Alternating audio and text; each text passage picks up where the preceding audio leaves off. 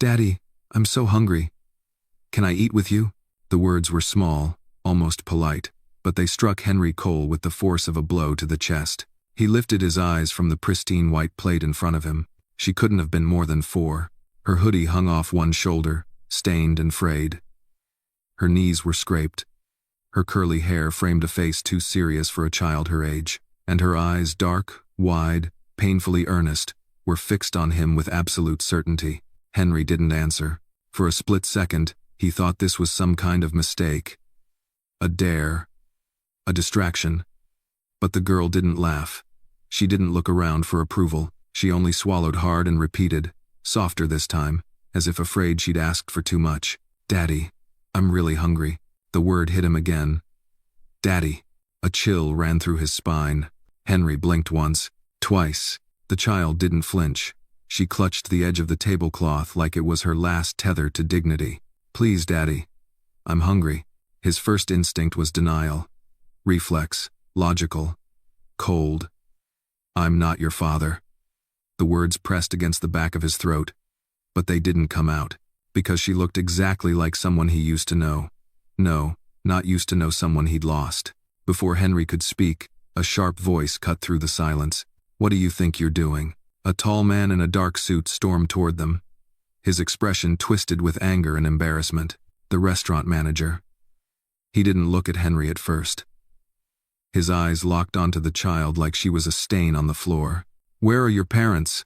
he snapped. "You can't be here." The girl flinched. I just wanted to eat with my daddy," she said, pointing at Henry with trembling fingers.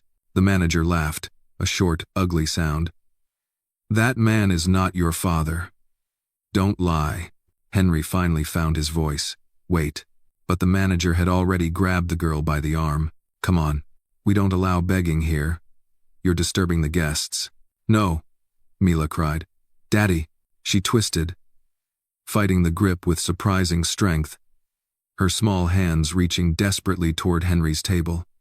"Please, Daddy, don't let him take me." The word ripped through Henry's chest. Every instinct he had, every carefully trained reflex to remain composed collapsed at once. "Let go of her," Henry said, standing abruptly. The manager glanced at him, startled, but his grip tightened instead. "Sir, I'm so sorry about this. These kids know how to manipulate." Mila screamed when he yanked her back. She kicked, lost her balance, and in the struggle the manager shoved her aside to regain control. She hit the stone floor hard. The sound was sickening. Mila cried out, curling instinctively, her hands scraping against the ground. A thin line of blood appeared on her forehead where it had struck the edge of a planter. For a heartbeat, no one moved. Then Henry exploded.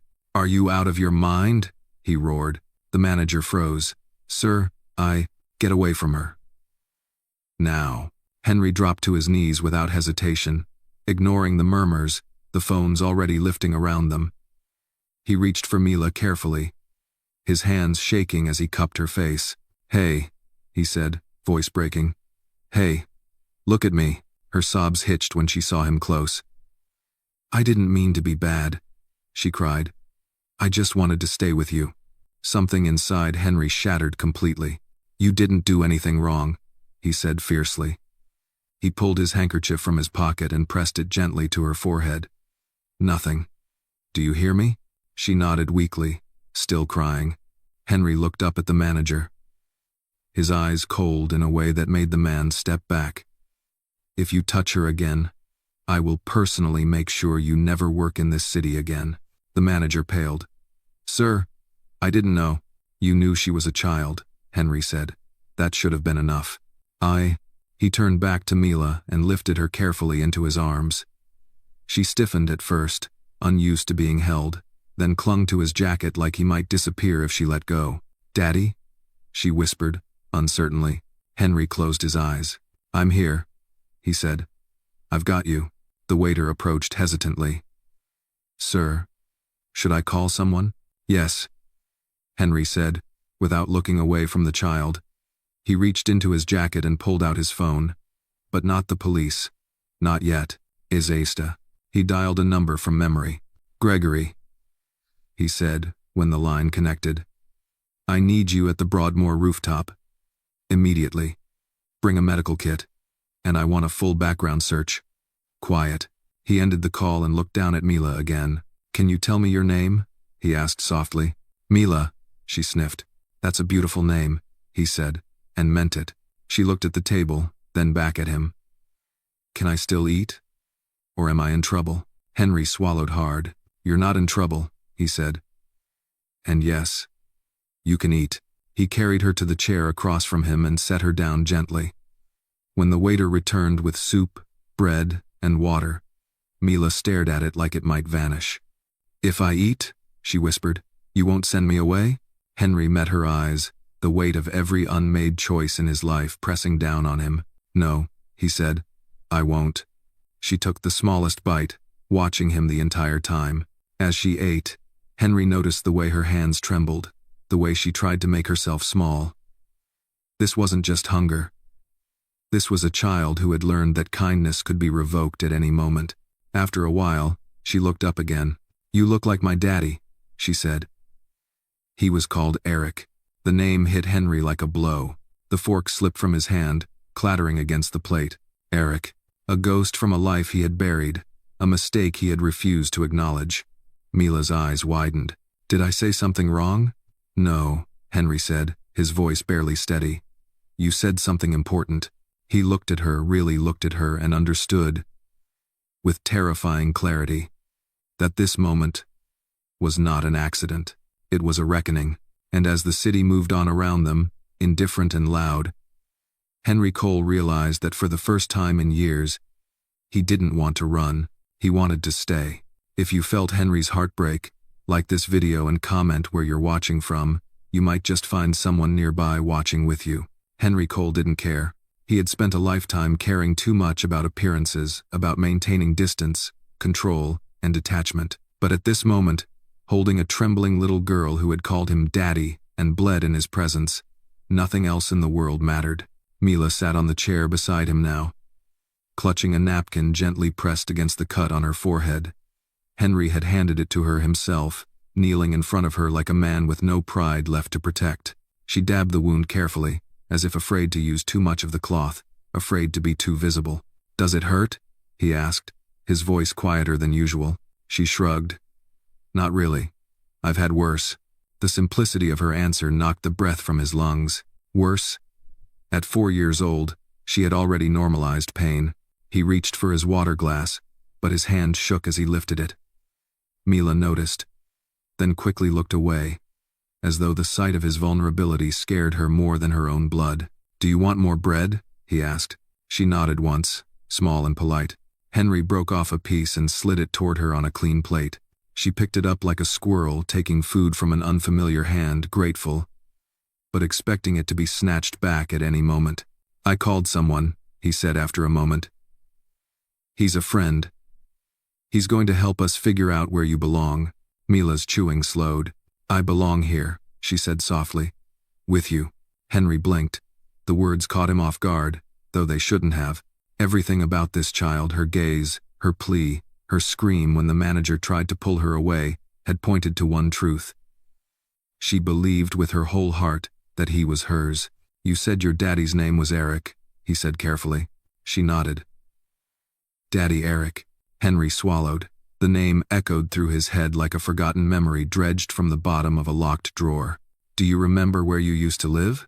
With Daddy. Then after the fire, the lady took me. At night. What lady? I don't know her name. She smelled like bleach. Said Daddy was sleeping too long. Said I had to go with her now. Mila's fingers twisted the edge of the napkin. She said nobody else would want me. Henry's throat tightened. He fought the urge to call Gregory and tell him to find the woman immediately, but he knew better than to make decisions fueled only by rage. Not when a child was watching, not when every word would shape how safe she felt in his care. Gregory's on his way, he said instead. He'll help us find out more. Mila didn't look up. Do you think Daddy's still sleeping? Henry couldn't lie. No, he said gently. I don't think he's sleeping anymore. She didn't cry. That was the worst part. She just nodded, like she already knew, like she'd known for days and had been waiting for someone to say it out loud. They sat in silence. The soup in front of her cooled, untouched. Finally, Henry pushed his chair back, stood, and offered his hand. "Come with me," he said. Mila stared at it, hesitant. "Where?" she whispered. "To somewhere quieter, safer. I won't leave you." Her small hand slid into his. Cool. Fragile. Trusting. They moved through the restaurant like ghosts, eyes following their every step. The same people who had ignored her a few minutes ago now watched her as though she were part of a strange, unfolding drama. Henry ignored them. In the private lounge downstairs, away from the curious diners, Gregory was already waiting, tall, broad-shouldered, dressed in a tailored gray suit. His expression was calm, but his eyes narrowed slightly when he saw the child. "This her?" he asked quietly. Henry nodded. "Her name is Mila." Gregory crouched slightly, his voice kind and slow. "Hi, Mila. I'm Greg. I'm a friend of your friend's." Mila looked at Henry for confirmation. He nodded, and she gave a tiny wave. "Can you do something for me?" Henry asked her. "Greg needs to check your arm, just to make sure you're okay." "Can he do that?" Mila hesitated, then nodded. Gregory examined her quickly, careful not to scare her, then looked up. "She's bruised, scraped, but nothing broken. We should get her checked out at the hospital." Henry exhaled. "I'll take her." Gregory raised an eyebrow. "Are you sure? I can escort her if—" "No," Henry interrupted. "She stays with me." Gregory didn't argue. He handed over a folder. "I did a fast check on the name she gave. Eric. Fire in the Bronx. 2 weeks ago. Man in his 30s. No ID. Found dead inside a tenement. Listed as transient. No next of kin." Henry took the file slowly. "Eric," he whispered. "Sound familiar?" Henry nodded once. "I think he was someone I used to know." Gregory didn't press. "What do you want to do?" Henry looked down at Mila, who now clung to his pant leg. "I want to find out who she is, who he was. I want answers." Gregory handed him another sheet. "Start here. DNA test. Paperwork.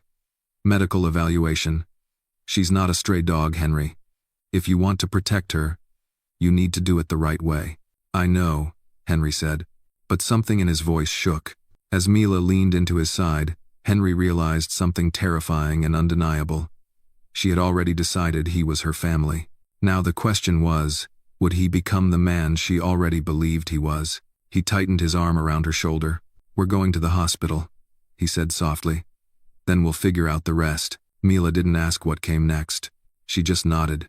Because for the first time in days, maybe weeks, someone wasn't letting go. The drive to Street Luke's hospital was quiet. Mila sat in the back seat beside Henry, a clean towel now pressed gently against the shallow cut on her forehead. She hadn't said a word since they left the rooftop restaurant. Her small fingers toyed with the seatbelt buckle, not to unclip it, but as if trying to reassure herself it was real, that she was really in a car, really sitting next to the man she still believed was her father. Henry kept glancing at her, uncertain of what to say. He wasn't used to silence feeling this heavy. Silence was usually his armor, his method of control. But with Mila beside him, it felt more like a test, one he wasn't sure he was passing. The city blurred past the tinted windows. Autumn leaves drifted across the road. Horns, chatter, sirens in the distance. But inside the car, only the hum of the engine filled the space between them. "You hungry again?" Henry finally asked. Mila shook her head. "You sure?" Another nod. "Quiet. Too quiet." Henry leaned back, watching her from the corner of his eye. "You don't have to be afraid of me." "80s. I'm not afraid," she said, almost defensively. "I'm afraid of them." "Who?" "The people who take you away." The words twisted inside him. "No one's taking you anywhere, Mila. Not without my say." She looked up, eyes wide. "Because you're the boss?" Henry smiled faintly. "Something like that." The hospital came into view, white stone, glass walls, and the constant shuffle of life and loss moving through its halls. Gregory had already called ahead. No emergency room, no waiting in line. Henry wasn't interested in headlines, and he wasn't handing Mila over to a crowded triage desk. They were met at a side entrance by a nurse and a young pediatrician, Dr. Patel. warm-eyed and calm-voiced. She crouched to Mila's level with a practiced ease that immediately softened the child's shoulders. "Hi there, Mila. I'm Dr. Patel. I'm just going to take a look at your bump, okay? Nothing scary." Mila didn't answer, but she looked at Henry, who gave her a small nod. That seemed to be enough. Inside a quiet exam room, Mila perched on the edge of the hospital bed. Henry stood nearby, arms crossed, still in his dark blazer, watching every movement. He was silent but present. Protective. "She's got a minor cut," Dr. Patel confirmed, dabbing gently with antiseptic. "We'll clean it. No stitches needed. Some bruising on the shoulder and elbow, but no signs of deeper trauma. Physically, she's holding up." Henry raised an eyebrow. "And emotionally?" Dr. Patel's expression grew more cautious. "That's harder to say. She's showing signs of stress-induced suppression, hypervigilance. She's clearly been neglected, possibly abandoned. Can we run a DNA test?" The doctor hesitated. "Is there a legal guardian present?" "I'm working on that," Henry replied. "For now, let's assume I am." Dr. Patel didn't argue. She nodded and signaled for a nurse to collect the necessary kit.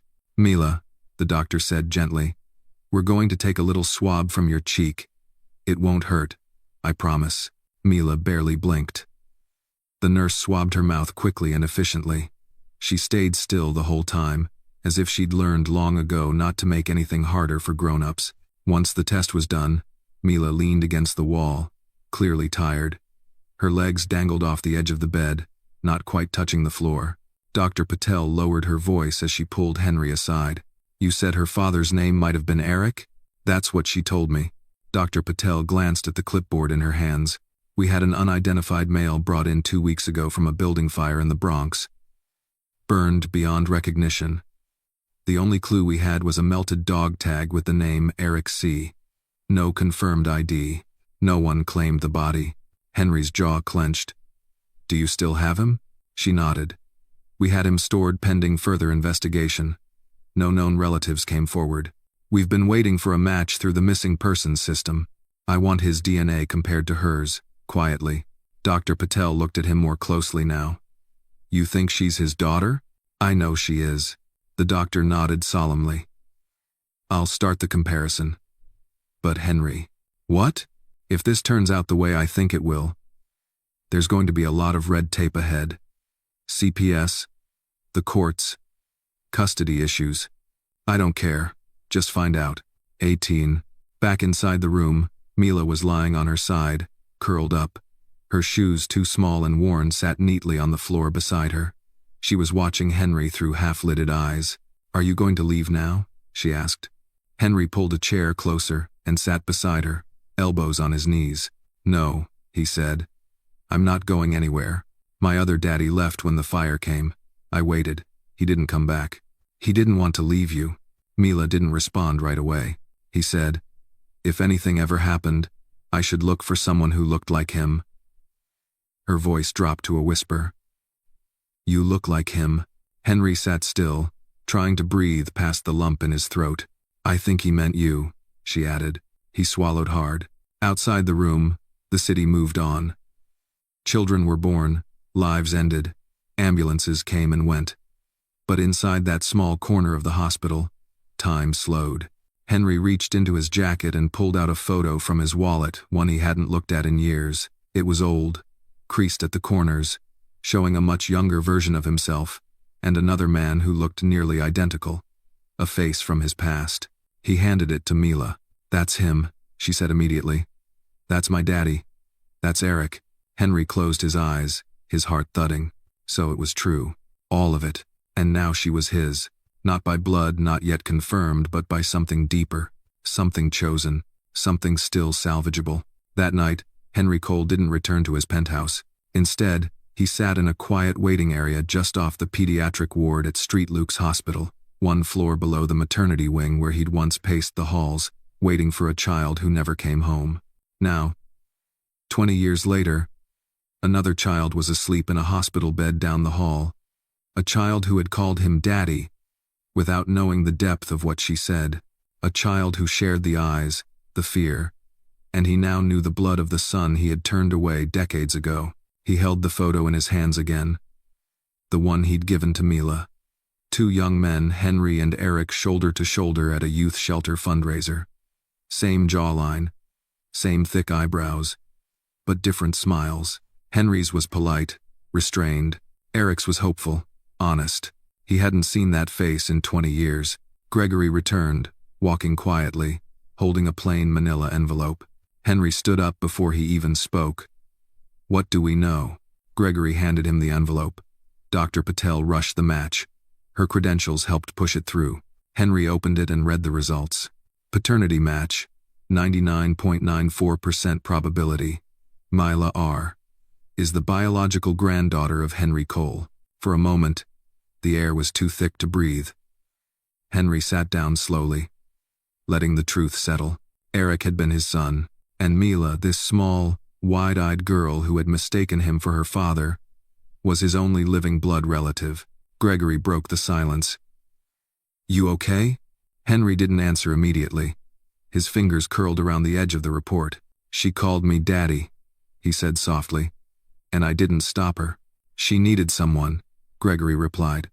"She still does." "I turned Eric away," Henry whispered. "He came to me once, years ago. I didn't recognize him. Or maybe I did, and I didn't want to." Gregory sat beside him. "Regret doesn't undo what's already happened, but it can decide what happens next." Henry nodded slowly. "She's staying with me," he said. "I don't care what it takes. Lawyers, judges, whatever hoops the state wants to build, I'm not letting her go." Gregory leaned back, arms crossed. "I figured you'd say that. I already contacted Marion Hayes." Henry blinked. "The family court attorney? She owes you a favor." "I figured you'd want the best."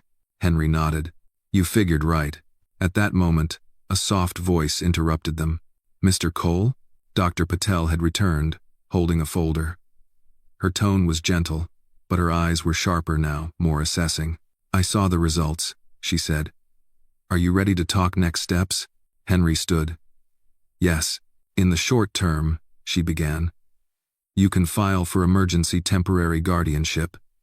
It'll keep CPS out of the picture while you move forward. But long term, you'll need to petition for permanent custody or adoption." "I am by Dad." "Done," Henry said. "Whatever paperwork is needed, I'll sign it tonight." Dr. Patel nodded. "I'll notify the social worker on call. We'll expedite the process." Henry glanced down the hall. "How's she doing?" "She's resting. She didn't ask for anything except one thing." "What?" "She asked if she could eat breakfast with you." Henry's throat tightened. "Tell her yes." The doctor smiled, soft and genuine. "I already did. I would not." The next morning, Henry arrived early, balancing a tray of pancakes, strawberries, and warm syrup from the hospital cafeteria. He didn't usually carry anything himself, not phones, not coffee, not documents. But today, it felt important. Mila was sitting up in the bed when he entered, hugging her knees under the blanket. Her forehead was bandaged, and someone had brushed her hair back with gentle hands. She looked small, cleaner, but no less fragile. When she saw him, her face lit up with a cautious hope. "You came back." "I said I would." She nodded, satisfied. "You brought pancakes?" "I did." She reached for the tray before hesitating. "Can I eat first? Or do you have to talk to people?" Henry shook his head. "You eat. That's the most important thing right now." She beamed and dug in, carefully using the plastic fork and napkin like someone who had been taught rules but never given permission to break them. Henry watched her eat in silence. After a few bites, Mila looked up. "Are you gonna stay my daddy now?" The question was quiet, but it didn't come from confusion. It came from longing. Henry set down his coffee. "I want to be. But I need to do some things first, so I can make sure no one takes you away again. Even the lady who said I was trouble? Especially her." Mila took another bite, chewed slowly. "Daddy Eric said if anything ever happened, he hoped someone nice would find me." She looked up again. "You're nice." Henry didn't respond, not right away. Instead, he reached into his coat pocket and pulled out the folded letter Gregory had found at the shelter near the Bronx fire. It had been water damaged, parts of it unreadable, but the closing line remained. If anyone ever finds my girl, please don't let her grow up thinking she wasn't wanted. He looked at Mila eating pancakes with syrup smeared on her cheek, eyes flicking to him like she was still afraid he'd vanish, and he felt it in his bones. I won't let you grow up thinking that, he said, voice rough. Not ever. She smiled, leaned over, and whispered, Okay, Daddy. And in that small, sunlit hospital room, Henry Cole, the billionaire, the tycoon, the man known for firing board members without blinking, felt something unfamiliar swell in his chest. Not guilt, not power, not even grief. Hope. Henry Cole stood in front of the elevator, one hand in his coat pocket, the other holding a legal envelope from the hospital's administration. Behind him, through the glass door of room 414, Mila was sleeping again, one arm around the hospital's teddy bear, the other gripping the corner of his blazer she'd refused to let go of until her eyes shut. He hadn't meant to stay overnight. But when she woke up at 3 a.m., crying for Daddy Eric and clung to him like the world would vanish if she let go, he didn't have it in him to leave. The room had a recliner meant for parents. For the first time in years, Henry used one. Now it was morning again, and everything had changed. The DNA results were real. The hospital had filed the temporary guardianship forms with the city clerk. Dr. Patel had personally walked him through next steps, adding only one request. Be sure, she'd said. This child has already been left too many times, he was sure. But certainty didn't quiet the voice in his head, the one whispering about everything he should have done 2 decades earlier. The elevator doors opened. Mr. Cole. Gregory's voice broke through the fog of Henry's thoughts. The head of security stepped out of the lift with a neutral expression, but his tone had a weight to it, like he'd seen something he hadn't expected to. You got something? Henry asked. Gregory nodded. You said you wanted everything on Eric. Henry glanced around, then gestured toward the consultation room nearby. Once inside, Gregory locked the door and pulled out a small USB drive from his coat pocket, along with a stack of printed transcripts. Found 2 voicemails, Gregory said. One left on an old business line. The other never made it past the automated operator. It was deleted but stored on a mirrored backup server. We pulled it before it wiped. Henry's stomach tightened. From Eric? Gregory handed him the paper. Henry read the first message. It was dated 6 years ago. Mr. Cole, you don't know me, but I think I'm your son. My name is Eric. I'm not asking for anything. I'd like to talk. If I'm wrong, I'm sorry. But if I'm right, then I've spent my whole life not knowing who I am, and I'm just tired of wondering. My number is... The message cut off. Henry sat down, the transcript trembling slightly in his grip. The second voicemail was even harder to read. The words had been transcribed phonetically. Low quality, broken, but unmistakably from the same voice. Don't know if you'll hear this. Don't know if you care. But I'm scared. My daughter, she's all I have. I don't have anywhere else to go. Please, if you hear this, don't let her end up in the system. She's good, better than me. Don't let her think she's a mistake. The timestamp. 2 weeks ago. The same night Eric died. Henry closed his eyes, the weight of it pressing against his chest. He had called. Twice, and both times, Henry hadn't picked up. Once because he didn't recognize the number. The second time, because he'd shut down that particular business line years ago. I never heard these, he said aloud. Gregory gave a tight nod. No one did. Until now. Henry stared at the ceiling. The lights above him flickered faintly. He was trying. He was, Gregory said simply. Henry looked down at his hands. And I didn't even know he existed. There it was, the unbearable truth. He had been so careful, so calculated. Every deal, every risk measured. But somehow, the most important stake of his life, family, had slipped through his hands unnoticed. Or maybe he had refused to look. He stood up abruptly. What do we know about the woman who took Mila after Eric died? She's not in the system, Gregory replied. No ID, no custody records. Likely under the radar. Possibly part of a street-level network for child exploitation. Uses kids to panhandle. We're tracking her. Henry's jaw clenched. I want her found, Now. We're working on it. And when you do, Gregory raised a brow. Let the lawyers handle it?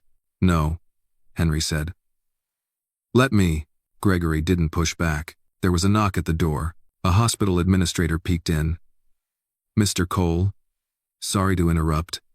The judge signed off on your emergency guardianship. You're officially listed as Mila's temporary custodian. CPS has been notified, but since you're complying with the formal process, they're stepping back for now. Henry nodded, emotion flickering behind his otherwise calm expression. Thank you. The administrator hesitated. She's a lucky girl. Henry's gaze turned cold. No. I'm the one who's lucky. I just realized it too late. Back in the hospital room, Mila was awake again. Her cheeks were pink from sleep, and she was playing silently with the bear Dr. Patel had left for her. When Henry entered, she looked up. Did you come back again? I told you, he said, settling in beside her. I'm not going anywhere. She watched him for a moment. Are we going to your house now? Soon. They're finishing some papers first. Is it a big house? It's quiet, he said, but it's safe. Is there a room for me? He paused. There wasn't before, but there will be now. ADS. Mila smiled softly, then reached for the photo he'd left on the table, the one of Henry and Eric. She touched it carefully, one small finger tracing the corner where her father's smile still lived. Do you think he knew you were his dad? Henry couldn't speak. He just nodded. Do you think he was sad? He looked at her. Yes. But I think he was also proud. She rested her head against his arm. He said grown-ups don't always come back, but you did. Henry closed his eyes and whispered, I almost didn't. Mila's hand found his. But you're here now. He tightened his grip gently. Yes, he said. And I'm not going anywhere. Henry's townhouse sat tucked away on a quiet street in the Upper East Side. Framed by ivy-wrapped gates and stoic stone lions perched on the corners of the marble steps. It was the kind of place that made people lower their voices when passing by, unsure if they belonged on the same sidewalk. Mila hesitated at the foot of the stairs. She held the hand of the man she still called Daddy, though no one had confirmed yet if that title would remain. She wore a clean hoodie, now navy blue, 2 sizes too big but warm, and her scraped knees peeked out from a donated hospital pair of jeans. In her other hand was the teddy bear. She gripped both like life rafts. Is this where you live? She asked, voice so soft it almost didn't make it through the autumn breeze. Henry nodded. It's home. Yours too, for now. Mila squinted at the massive front door. Are there other kids? No, just us. She frowned, then whispered. So, no one to share the pancakes with? Henry almost smiled. No one. You get every last one. Mila seemed unsure whether that was a good thing. Inside, the warmth of polished wood floors and soft lighting greeted them. The house was immaculate, every detail precisely where it was meant to be, cold, beautiful, untouched. But as they stepped into the entry hall, Henry saw it through her eyes for the first time. Too clean, too quiet, too empty. She didn't step in right away. Her fingers clenched tighter around his. Are you sure I can be here? She asked. Henry bent slightly, lowering his voice. Yes, but you don't have to rush. Take your time. They removed their shoes together. Mila lined hers up beside his, adjusting the right one 3 times until it looked just right. Then, finally, she stepped across the threshold. A housekeeper appeared from the hallway, Marjorie, in her late 60s, with silver-streaked hair tied in a perfect bun. Her eyes widened slightly at the sight of the girl. Henry gave her a subtle nod. Marjorie recovered instantly. Welcome home, Miss Mila, she said with a warm smile. Would you like a snack? Mila blinked. No adult had ever called her Miss anything. Henry spoke gently. Marjorie makes the best grilled cheese sandwiches in the state of New York. Mila still didn't answer. She just looked between them like she didn't trust it yet. I'll eat if you eat, she said finally. Henry nodded. Deal. They sat at the small kitchen table instead of the grand dining room. It was more lived in here. The hum of the old refrigerator, the soft ticking of the wall clock, the warm smell of cheddar melting in buttered bread. Mila sat on her knees to reach the table, napkin tucked carefully in her collar. She took small bites. always watching him. Halfway through the sandwich, she whispered, "Where's my room?" Henry set down his coffee cup. "It used to be someone else's, but now it's yours." Mila's eyes narrowed. "Was it your son's?" Henry inhaled. "Yes." She didn't seem bothered, just nodded, like that made sense. "Is he gone too?" "Yes," Henry said softly. 3 years ago. Did he get sick?" "No. It was an accident." Mila chewed slowly. "Is that why you look sad sometimes, even when you smile?" Henry stilled. She wasn't asking like a child looking for sympathy. She was asking like someone who had seen enough of sadness to know how to recognize it in other people. He looked at her. Maybe that's why." She nodded and took another bite. After lunch, Henry led her upstairs. She walked slowly, her fingertips grazing the banister like she needed to be sure it wouldn't disappear beneath her. He opened the door to the old guest room once meant for visiting family, now stripped bare except for a twin bed, a desk, and a small bookshelf. "It's not perfect yet," he said. "We'll fix it up together." Mila stepped inside cautiously. She didn't ask to touch anything. She just walked around the room once, made a small circle, then sat on the bed's edge. "I never had a bed with corners before." Henry frowned.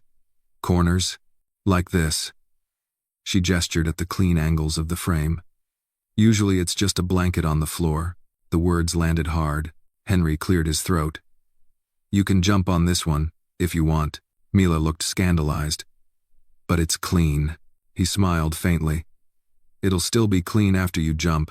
She didn't jump.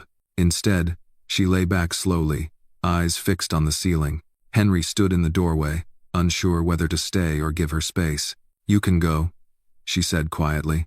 "You want me to?" She hesitated. "No. But I don't want to ask you to stay. In case you go." Henry crossed the room and sat in the chair beside the desk. "I'll stay." They didn't speak again for a long time. That evening, Henry stood alone in his study, staring at a picture frame that hadn't been touched in years. A photo of a woman with laughing eyes, someone who had left long before the funeral. Long before the silence. His ex-wife, gone to Europe, remarried. She had never wanted children. Neither had he, back then, until Eric came knocking, until Mila arrived. Gregory called just after sunset. "She's been spotted." Henry's jaw tightened. "Where?" "Lower East Side. Corner of Broome and Eldridge. Same routine, 2 other kids. Rotating shifts, begging.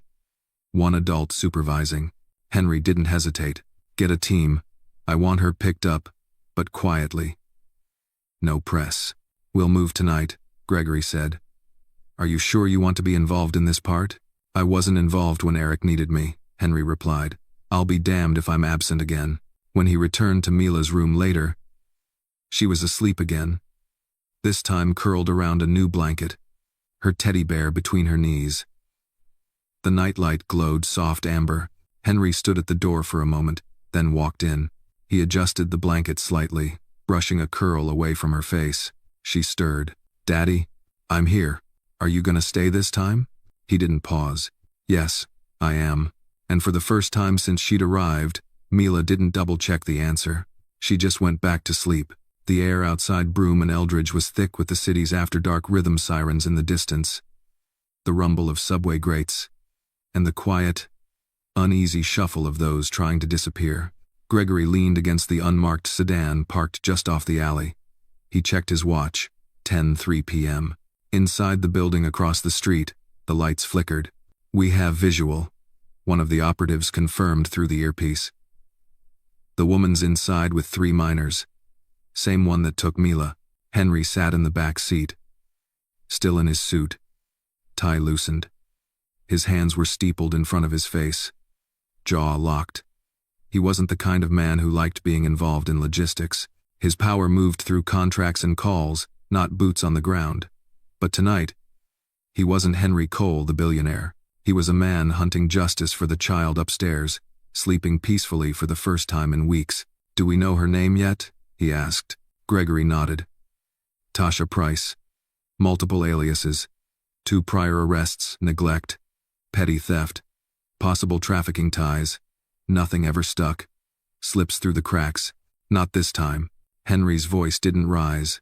It didn't have to. The door across the street creaked open. The woman appeared, dragging a small boy by the arm while barking at another to stay close. Her voice echoed down the alley, shrill and sharp. The boy couldn't have been older than 6. Gregory's team moved in. 2 men in plain clothes flanked her without a word. One produced credentials, the other blocked her exit. The children were gently pulled aside. "Hey, you got no right," she began. Gregory stepped out of the shadows.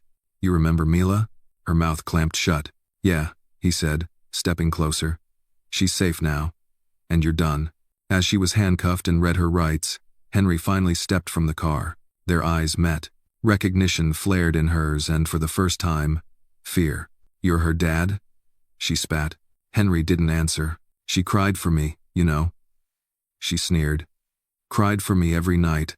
I fed her, clothed her. That little brat wouldn't have lasted a day without me." Henry's voice was ice. "And you still let her bleed in front of strangers." Tasha lunged, restrained instantly by Gregory's team. "You rich pigs think you can buy everything," she hissed. Henry stepped closer, calm. "Not everything, but I can end what you started." She was shoved into the car and driven off without further noise. Gregory approached. "The kids will be taken in safely. We've already called family services. No press, no leaks." Henry nodded. "Make sure they don't vanish." "They won't." He looked up at the building, eyes narrowing. "You ever think," he said quietly, "that ghosts don't haunt places? They haunt decisions?" Gregory didn't respond. He didn't have to. The next morning, Henry sat across from Mila at the kitchen table again. She wore a yellow sweatshirt that Marjorie had laid out, sleeves rolled up, her curls pulled back with a pink ribbon she had chosen herself. Her plate was stacked with toast, strawberries, and tiny cut-up sausages. Henry had never thought of breakfast as anything more than fuel. Today, it felt sacred. Mila bit into her toast and spoke with a full mouth. "Can I go to school?" Henry blinked. "You want to?" She nodded. "I want to learn real stuff. Like how to write in cursive." He smiled. "You got a favorite subject?" "Reading. You're already ahead of most CEOs I know." Mila grinned, then hesitated. "Will they let me go? Even though I'm not like you?" Henry paused. "You mean because of your skin?" She nodded slowly. He leaned forward. "Mila, listen to me. Anyone who makes you feel less than because of your color, your past, your pain is someone who's afraid of what you'll become when you know your worth." She didn't fully understand, not yet. But she smiled, because she understood him. "Can you read with me?" He reached for the book she handed him, The Velveteen Rabbit. She climbed onto his lap before he could open it. He didn't mind. They read slowly, with her finger pointing to each word. When they reached the line that read, "Once you are real, you can't become unreal again. It lasts for always." She looked up at him. "Am I real now?" Henry touched her cheek gently. "You always were." That afternoon, Marion Hayes arrived at the townhouse with 2 thick folders and 3 paralegals. She had practiced family law for 30 years. But even she was stunned when Henry Cole, the coldest executive in New York real estate, had called her personally. She reviewed the guardianship paperwork, pre-filled the adoption forms, and laid out the steps with mechanical efficiency. Henry signed everything. No hesitation. "You're taking this seriously," she noted. He looked at Mila, who was in the corner braiding Marjorie's scarf around her bear's neck. "I don't do anything halfway," he said. "Not anymore." Marion smiled. "Well, let's make it official." She opened a folder and slid over a pen. Henry picked it up and paused over the line. "Petitioner requests full parental custody of minor child, Mila Rose Carter." "Carter?" he asked. "It was the last name on her hospital band," Marion said. "Eric must have used it as an alias. She has no formal birth certificate. We'll have to re-register her." Henry stared at the name. Carter. Eric Carter. He'd never known the boy's last name. Had never asked. He signed the form. Under parental name, he wrote, Henry Cole. That evening, as the city lit up in its usual golden shimmer, Mila sat in the guest room, which was slowly becoming her room, drawing with a set of colored pencils Henry had brought home himself. He watched her from the doorway. "What are you drawing?"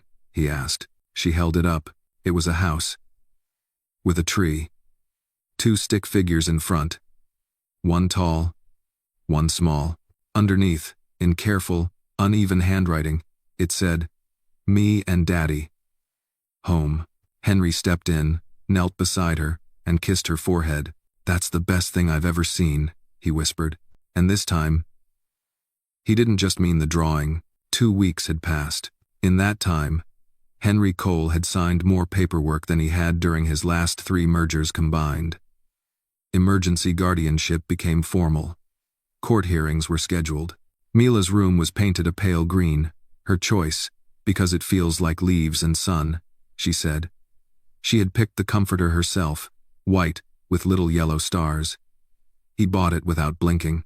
Each day, she grew a little more into the space, still cautious, still asking for permission to touch framed photos or sit on the couch, but the tremble in her voice was fading. Slowly, she was replacing fear with familiarity. And Henry was changing too. He didn't go into the office. Not once. He conducted calls from home, but only after breakfast with Mila, and only after helping her tie her sneakers, 1 loop at a time. Now, on a crisp Tuesday morning, he stood in the admissions office of a small private school on the Upper West Side. Mila clung to his hand, dressed in a navy jumper and white-collared shirt. The sleeves were too long. Her backpack was nearly bigger than she was, but she looked up at him with that same questioning gaze she gave him every morning. "You sure they'll let me in?" she whispered. Henry squeezed her hand. "They'd be lucky to have you." The school's headmaster entered, an older black woman named Mrs. Cynthia Holloway. Her voice was warm, but there was steel beneath it. "Mr. Cole," she said, shaking his hand. "And this must be Mila." Mila looked down. "Hi, would you like to see your classroom?" Mila looked up at Henry. He nodded. "Go ahead, I'll be right here." Mrs. Holloway extended a hand. "Come on, sweetheart." Action. Mila hesitated, then let go of Henry's hand and followed. He watched her go. The way she walked a little straighter. The way her fingers still fidgeted at her sides. She'd lived a life of looking over her shoulder. Now, he hoped, she'd start learning to look ahead. Mrs. Holloway returned 10 minutes later. "She's quiet," she said, "but she listens, observes everything." She helped a boy tie his shoes without being asked. Henry exhaled softly. "That sounds like her." Mrs. Holloway tilted her head. "She told me you weren't her first daddy, but you're her real one." Henry's chest tightened. "Did she say anything else?" "She said when she first came to live with you, her tummy stopped hurting every night." He looked down, blinking once. "She doesn't know her alphabet perfectly," Mrs. Holloway continued, "and her reading level is behind. But she's smart. You can tell. And resilient." Henry nodded. "She's a fighter." Mrs. Holloway studied him for a moment. "You know, I've had wealthy men donate to this school before, but none have walked in here holding their daughter's hand." He didn't know how to respond to that, so he said, simply, "I wasn't always that man." "Well," she replied, smiling gently, "now you are." Later that day, Henry took Mila to the park. It had become part of their rhythm now after school. After lunch, a slow walk down to Central Park, where she could climb, run, and forget everything that came before. He stayed close. He always stayed close. She ran between trees, her laughter bouncing between the branches, her hair catching the wind. Henry sat on a nearby bench, watching her play. 2 older women across from him murmured. Then one leaned over. "She's yours?" He nodded. "She's lovely." Henry smiled. "Thank you." The woman hesitated. "Forgive me. It's just not something you see every day." He didn't ask what she meant. He knew. A rich white man, a little black girl, sitting together like family. He didn't need their validation, but he appreciated the curiosity wasn't wrapped in judgment this time. When Mila came running back with a pine cone in each hand, she shouted, "Daddy, look what I found." Henry held out his hand, took the pine cone like it was treasure. "That's a fine one." The women across the bench smiled, and for the first time in his life, Henry realized he was sitting somewhere where his name wasn't feared. He wasn't Mr. Cole. He wasn't a threat. He wasn't a calculation. He was just a man. With his daughter, that night, after dinner, Mila asked a question. "Can I have a picture of Daddy Eric?" Henry looked up from his laptop. "You want to put it in your room?" She nodded. "Next to ours." He stood, walked over to the bookshelf, and pulled down a leather folder. Inside were a few saved photographs Gregory had found, pulled from shelters, old IDs, even one blurry Polaroid from a donation center in the Bronx. He handed her one. It showed Eric, younger, maybe mid-20s, holding Mila as a baby. His eyes were tired but proud. His smile uneven, unsure. She took it reverently. "Do you think he's proud of me?" she asked. Henry knelt beside her. "I think he was proud of you every second of his life." She pressed the photo to her chest. "I want to be good," she whispered, "so he can see me." Henry hugged her tightly. "You already are." She looked up. "Do you think he'd like you?" Henry smiled faintly. "I hope so. I think he'd be glad you have someone who will never leave." She nodded. "Even when I get messy?" He kissed her hair. "Especially then." As she drifted to sleep that night, the photo tucked beside her bed, Henry watched the rise and fall of her chest beneath the covers. He was learning, day by day, what it meant to stay. And for once, staying didn't feel like punishment. It felt like purpose. Henry stood in the doorway of what used to be his son's bedroom. It had been untouched for nearly 3 years. The bed had stayed made, the shelves dusted weekly by staff under strict instruction, but nothing had been added, removed, or adjusted. Not since the accident. Not since the night Henry got the call and stood frozen in his hallway for hours, unable to cross the threshold into a world that had belonged to a boy he had barely known. Now, Mila stood in the same doorway, one hand clutching the teddy bear she carried everywhere, the other curled around the frame like she needed its support to face what was inside. "Is this your son's room?" she asked. Henry nodded, quiet. It was. She didn't step inside right away. She looked up at him first. "Can I see it?" He offered his hand. She took it, and together they crossed the invisible line between past and present. The room smelled faintly of cedar and old linen. The curtains were drawn back, letting golden morning light pour over the bed still made with a navy comforter and a single pillow.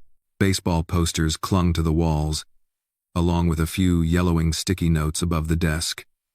Scribbled quotes, math reminders, and one small drawing that said, "Dad, don't forget our game 6 p.m. sharp." Henry looked away. Mila, meanwhile, moved like she was in a museum, her feet barely making a sound on the hardwood floor. She paused at the bookshelf, where dog-eared copies of Hatchet and The Giver sat beside a row of neatly arranged figurines.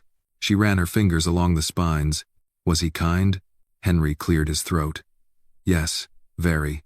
"Did he laugh a lot?" Henry smiled, pained. He had a big, loud laugh, the kind that made everyone else laugh too. Mila touched one of the books gently. "Do you miss him?" "Every day." She nodded solemnly. "Do you think he'd be mad if I used his room?" Henry knelt beside her. "No," he said softly. "I think he'd want someone brave to live here. Someone good. Like me? Exactly like you." She bit her lip, thinking. Then, with a small breath of courage, she climbed onto the bed. The mattress creaked softly beneath her weight. She sat still for a moment, as if waiting for something bad to happen. When it didn't, she smiled. "I like it here," she said. "It feels strong." Nod. Henry felt the words land deep. She wasn't wrong. This room had seen pain,